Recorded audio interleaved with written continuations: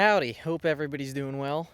Life's been busy, work's been busy. I've been trying to keep up with the channel and get some things posted, but I've been running a bit short on content to post. The most recent things that I posted are the 83 videos of Colby's 83 F-150. Go check those out if you haven't.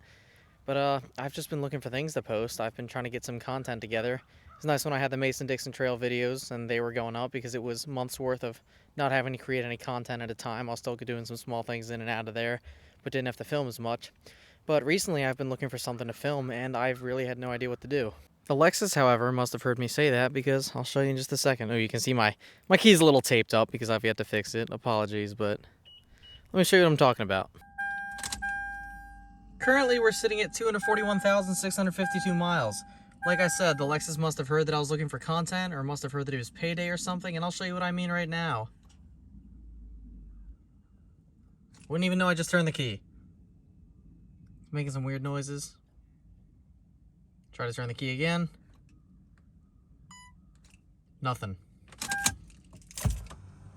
So, let me go pull around the Explorer, which has not made an appearance on the channel in quite some time, and we'll see if I can get this started.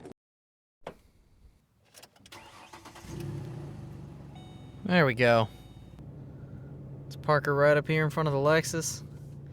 Get out the jumper cables and see if we can get it started.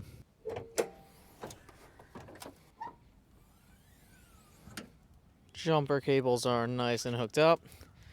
So I'm gonna start up the Explorer, give it a few minutes, and then give the Lexus a shot.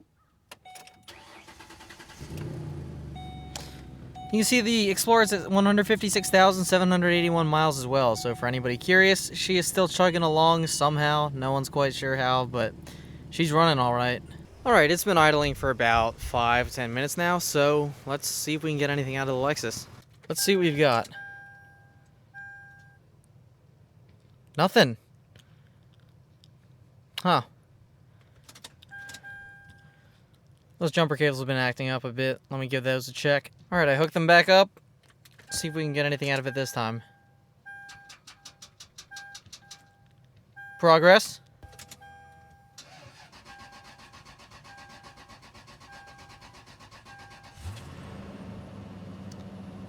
Well, that was the roughest start I've ever had in this vehicle, but it's running. Alright, so it's still idling. It's slowly getting up to operating temperature. It seems like it's running just fine, but that's also because I have the Explorer connected to it. I'm going to disconnect that and then see what happens. See if it starts acting up again like it did last night. I'm going to shut off the Explorer. It's off now. And disconnect my jumper cables. I've got my multimeter hooked up here.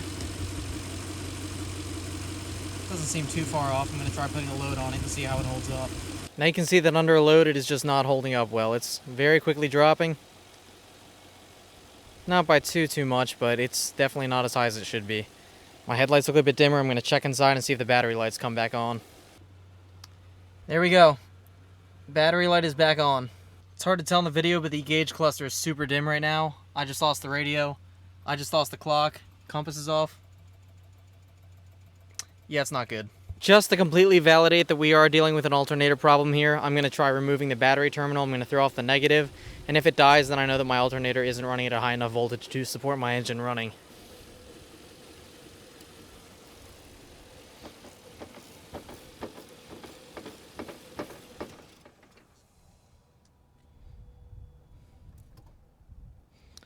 Alternator it is. So it failed my load test. It failed my alternator pull test. Running only off the battery, wouldn't start. So my guess is that it has to be the alternator. I'm going to hop under and take a look at that right now. So I'm underneath here by the passenger side front tire, which is where the alternator is located. You can see it hiding up there. You can see it's a little oily, a little grimy, a little sludged up. It has to be expected from being underneath of the vehicle at the bottom side. Now, my uncle who owned this before me said that he doesn't recall changing the alternator before, which means that this could be the stock one at 241,000 miles.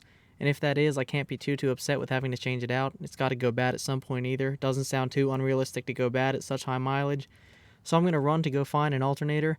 I got to have this backing up and running pretty soon because I got to start getting back to work next week. So I'm going to go shopping around and find myself an alternator. Now, I should also mention that this problem didn't just start. Well, it did just start, but it didn't just start with me finding the battery dead or something like that. I'll throw in the video right now of what it was doing yesterday. Check that out.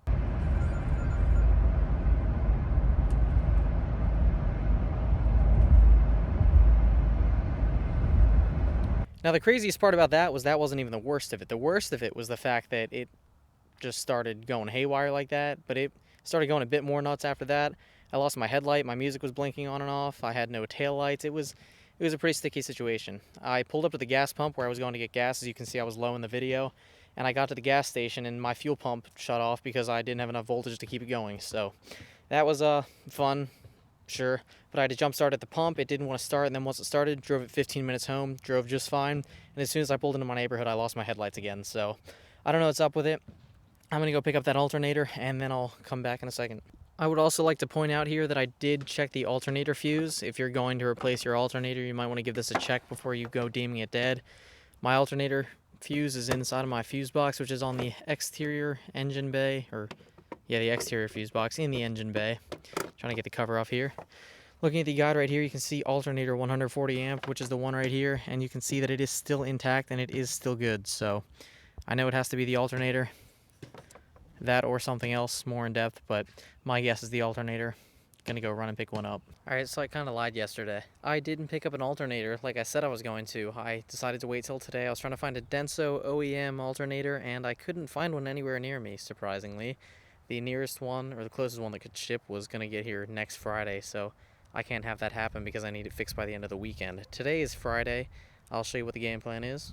I spent all day at work while the Lexus was hooked up to the trickle charger, so I'm going to charge it up, or keep charging it up. It should be at about 100% right now. It's kind of close. My camera's not really focusing. I think that's because my phone is completely broken, but I'm charging it up. Colby's going to come over here, same one that is the 83 F-150 that I've been showing in those videos. Go check that out if you haven't, but yeah, he's going to come over. We're going to run to AutoZone, grab an alternator, come over here. I'm going to try to limp this over to his house, and he has a full-size car lift that I'm going to throw this up on and then try to fix it on there. So we'll see what we can do. All right, I got Colby here now. We're in the Explorer. We're going to head up to AutoZone and then buy an alternator and then hopefully get it installed. So let's see if it starts normally. Okay, good. No problems with the Explorer. Yeah, Explorer's running for now. Hopefully that continues to be the case. New alternator has been picked up from AutoZone. It is a Duralast remanufactured alternator. Usually I'm a bit hesitant about remanufactured stuff, but they tested it. They said it worked. So we're gonna try to throw it in, and then I got Takis. Yeah, he also got Takis. Yeah. But it's got a lifetime warranty on it, so we'll give that a shot, see how it goes. All right, Colby's about to follow me over to his house. He's in the Ranger, obviously. I will be driving the Lexus, which will hopefully make it there. He had sputtered out and died on me when I was at the gas station, so I'm hoping that doesn't happen again. I don't know if it's gonna focus this time. It's focusing. It looks like it's at 100%.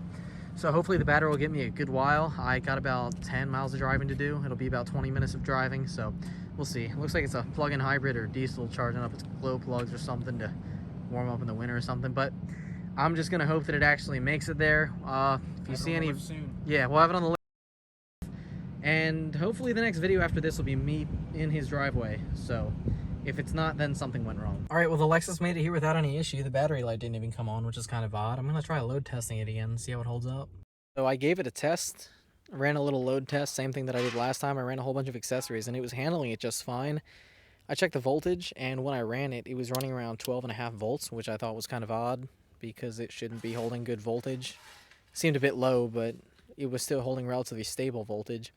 So I decided to pull the alternator, or pull the battery connection, and as soon as I pulled that off the negative, the engine died. So it made it here on just the battery, about 20 minutes of driving, which surprised me, but it's definitely bad. It's definitely time to get replacing it. So garage is getting cleared out right now. Just moved the 83 out. Gonna move this in a second. Hopefully it starts up just fine, and then pull it into the garage and get it lifted up and get going. If she starts up just fine, we'll move her into the garage. All right, Lexus is in the garage now. I'm just gonna start working on it now with Colby. We're gonna start by popping the hood real quick. That's the gas cap. Popping the hood. And I'm gonna use my 10mm socket here to remove the negative battery terminal. Pardon the corrosion right here. I don't know why only the handle's corroded, but whatever. And this is just a matter of preference. I always like to stick some sort of rag in between the two terminals so they don't make contact when the hood's closed or when anything else happens. So I'm gonna just close it up real quick. Ow!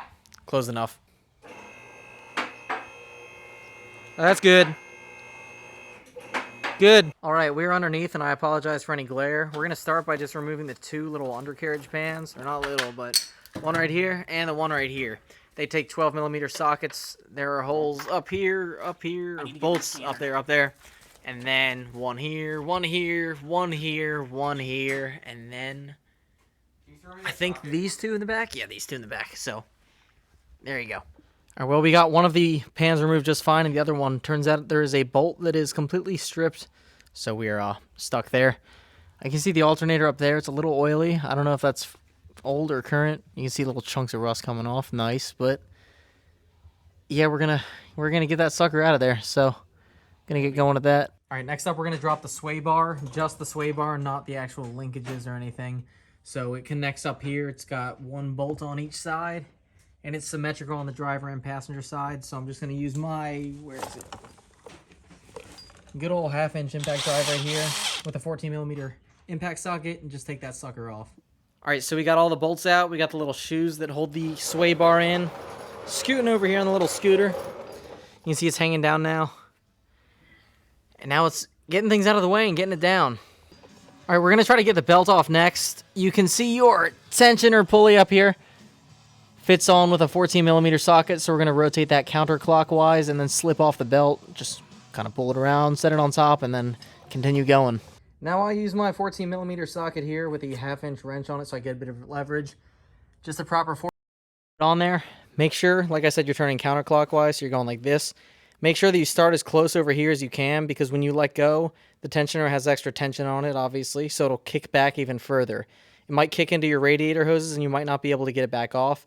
I had to take my belt off and then slip it back on, so make sure that if it's over like this, basically, so yeah, make sure it's as far over as you can while being able to get tension to lift it, and then just slip it off. You can see my belt sitting loosely up there.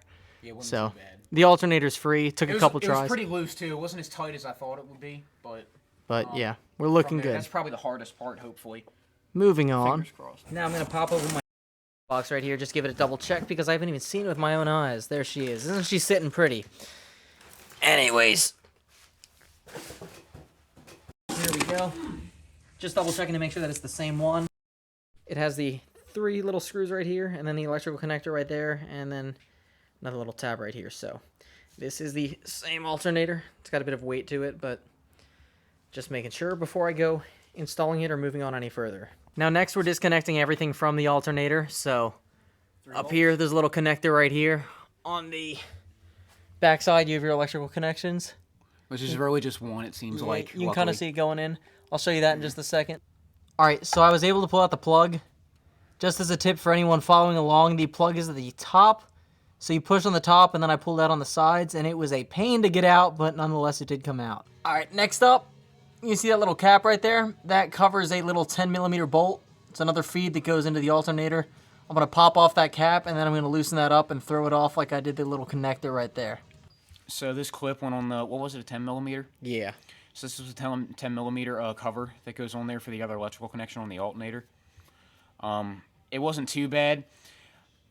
This is separated down the bottom where the wire is, so what you have to do is you got to pull this back, and this top piece should pull up, and then you got to pull it back, and it comes right off. So I thought it was supposed to stay on there, but as it turns out, it just kind of comes right off, luckily, which makes it a little bit easier to get to. So that's pretty much it for that part. I'll show you where that little sucker was up there. It's that 90 piece up by the alternator. Right here. So that's where your 10mm bolt's going to come off, so I'm going to undo that now. Here's the little 10mm nut that just came off. Be sure to hold on to that because your alternator probably will not come with another one, so it's kind of important. You don't want to lose that. All right, next up, you're going to want to take off the little wire clips. You can see there's one that's hooked to the alternator right there. There's one. And then this little one right here. So from what I've been told on the internet, you kind of push in right here and then pop it, and it should just pop right out. I'm going to need to use 2 hands for that, but there we go. Alright, so instead of using the plastic clips, we removed this little 10mm bolt that went into the alternator. You can see where the little clean there. That held in the wire loom, and now the alternator is pretty exposed. Alright, so next we're going to start actually unbolting the alternator. There are 3 bolts that hold it on. It's kind of hard to get an angle here. There's one down here at the bottom. That is a 14mm. There's one up at the top that I will try to show you if I can. The top right is the 12. Yeah, there's one up at the top, and then there's one the top right here, kind of behind the power steering line, underneath the pulley, if you can even see that. It's kind of in that corner right there. I'll, zoom in. There it is. That's the 12mm. So the bolts look easier to get to than it actually does getting to the getting the thing out. Yeah, so there's 2 14s and a 12. Those 3 hold it in, so just gonna get cracking on those. All right, now I'm cutting out a little bit right here. We're still trying to get out the 12 millimeter because for some reason it is threaded in super far. I don't know what the deal with that is. But in the meantime, I took off the power steering pulley. You can see where it mounts on up there. I had to wedge a socket up there so that it would stay in place and then crank it counterclockwise with the 17 millimeter socket. So now that that's out, I'm going to try to remove the alternator. All right, so man, did it take some time, but we now have no alternator in there. You can see how that shiny piece up there kind of sticks out. That's how the 12 millimeter is supposed to look as well. However, that came out with everything else, which is why I had to remove my power steering pulley as well. You can see this right here. It's threaded on both ends, so we'll be fine. We'll be able to get it back in. We just actually have to get it out. And here, can you flip it real quick? You can see on the label here, it is a Toyota Denso one. So I think that this might actually be the original alternator, which if that's the case, that would make sense of why it's fouling out at 241,000 miles, but it's held up pretty well. Now we're just going to see if we can get that stud out, get it back in, and then get the alternator back in. It was a pain. We had to wiggle some things around, but it's out. All right, so it was a little bit tedious, but we got that stud out. We used a pair of vice grips. We had it hanging onto the stud right here and propped up against here so that it wouldn't spin. Over here, we had a screwdriver, a wrench that we were trying to adjust with, but we couldn't get enough leverage on it. So I had to use my 1/2-inch impact socket with the 1/2-inch impact wrench with a 12 millimeter socket on it. Sorry. We were able to use that. We used a good bit of heat on it, and then it was finally able to pop off. So it took quite a bit more than it should have, quite a bit more effort, but it was right on here. Use the impact, holding it here, and then pop that off. So this has been filed down. These threads have been cleaned up. We're gonna put on some Loctite, put it back into the block on this end, and hope that we never have to deal with that again. All right, so we have the stud back in. Let me find it so I can show you. Got one stud here, and then one stud up here. Now, if you remember, there were 2 studs, one 12 millimeter and one 14 millimeter thread. The 12 millimeter bolt is right here. The 14 is right here. And then there's a long 14 millimeter bolt, which is attached. We just spent about, I don't know, 5-10 minutes looking for this bolt, which was on here. If that shows how tired and how long this is taking. But, yeah, we're going to get the alternator worked up into there, slide it onto those threads, put in the long bolt, and then get them all tightened up. So there's the first look at the new alternator in there. It's not secured down yet, but it will be pretty soon. You can see up there, and down there. It's still got to be tightened in. The 14, the 14, and the 12. So I'm going to get on tightening that in now, and then I will provide an update in a second. All right, so the alternator's in there. It is all secured. The power steering pulley is back in here, and I'm going to get that secured up there. Remember that you have to wedge a socket in here so that it does not turn. You can wedge it up against the pump, which is right here, and then just crank down up here. It is a 17 millimeter socket once again, so I'm going to get on that. So if you're ever following along trying to do this yourself, I highly recommend you try to do it without taking the power steering pulley off. Like I said, we had to because we had that stud that was sticking out, so we had no option. But you can see it's back in now. That probably honestly took us the longest to get back in of anything, just because we had to take it out and put it back in and we couldn't get the bolt to thread right. If you were threading it in and you were following along and you had to take it out, the longer side of the pulley head goes towards the actual engine block. The shorter head that has the little splines inside of it, that faces the outside. So that just mounts on like that. It was a pain. We put on some anti-seize, so hopefully that should hold well. With the alternator there, we're going to go and hook up the electrical connections, and once the electrical connections are good to go, we're going to slip the belt back on, so wish us luck. You can see the electrical connections are hooked back up. You can see the plug that runs into the top, and then the other one that runs into the side. Moving around front, you can see that we have the wire loom reattached right here.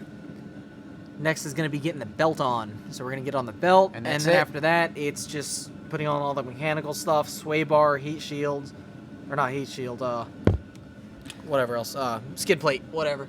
Speaking of heat shields, you can't really see it, but yeah, you can. Look how rusted that heat shield is. Oh, look at that. My God. Look at that. We just got the belt back on. You can see it all routed up there, nice and new. Right around the brand new alternator. Runs up the side. It's in the grooves of every single pulley, so it should be good to go. We're going to start getting the mechanical things fastened back up. We're going to put the skid plates back on. Sway bar. We're going to get the sway bar refastened. and then we'll give it a shot and see how she runs. See if she's putting out the right amount of voltage. Alright, so we have the back skid plate on. We got the sway bar remounted. You can see it's hooked on with the little shoes up here. Use the impacts for that, which is very helpful to have on hand. And now we're going to get on the last skid plate. I'm going to check underneath, make sure that everything looks good afterwards. And then we'll check on the battery, see how that looks. Wire up the battery, and see if she'll get going and put out voltage. And hopefully the belt won't slip off, but we'll see. Alright, Lexus is all good underneath. It's ready to be lowered, and then we can give it a test run and see how she idles. I'm going to give it like a 10-minute idle once it's on the ground, and then we'll see how it goes from there. Alright, popping her open. Going to check the belt again. It's kind of hard to see, but it looks good for me up here. Going to disconnect the negative battery terminal, give her a start up, see how she runs. Alright, moment of truth. You ready?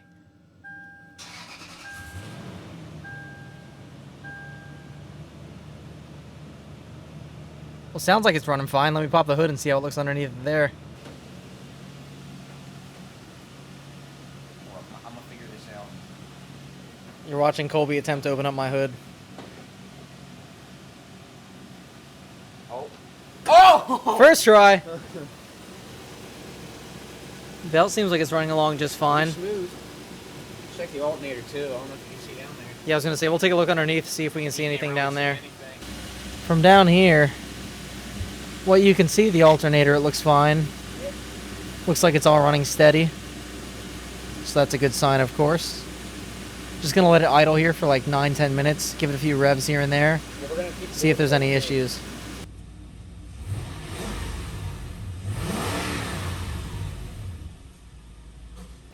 It's been a little over 10 minutes, still sitting here idling. Sounds like it's running fine. Sounds like normal. So I'm going to try popping off the negative battery terminal like I did before, and then we'll see if there's any issues. And if there's any issues, then we'll have a big problem, but hopefully not.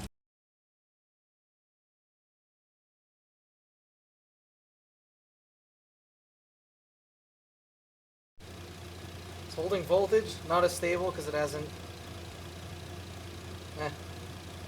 Now you can see it's off right now. It's flickering a little bit. Granted, it is a brand new alternator. Said that it'll need a break in a little bit. Still holding voltage, so it's good enough. Give it a test drive and see how she does. Alright, I'm about to depart from Colby's house. It is pretty late at night now. I think it's actually early in the morning.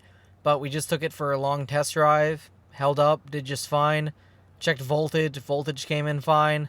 Running fine without the battery hooked up now, so it seems like it was a successful alternator replacement. Had a few little small run-ins here and there, but nothing too big. Seemed like a pretty relatively straightforward job and much easier to tackle than I had hoped, at least in terms of steps. There were still some issues like I had mentioned, but all in all it went pretty well. So thanks for watching this video. I hope it helped if you were trying to follow along. Any questions, leave them below. Anyways, here's another little adventure with the Lexus. Thanks again for watching.